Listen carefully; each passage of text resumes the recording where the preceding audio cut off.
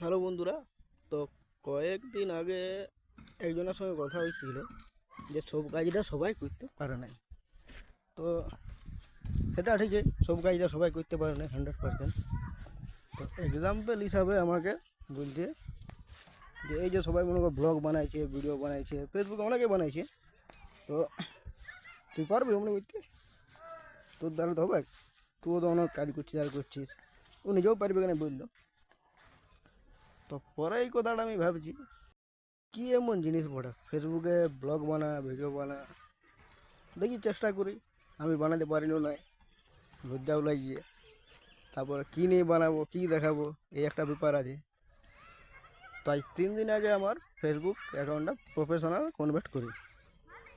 তাই 3 দিন পর্যন্ত সময় লাগলো আমার এই একটা ভিডিও বানাইতে। দেখি আগে এবার কি ভিডিও বানাতে পারি, ভাবছি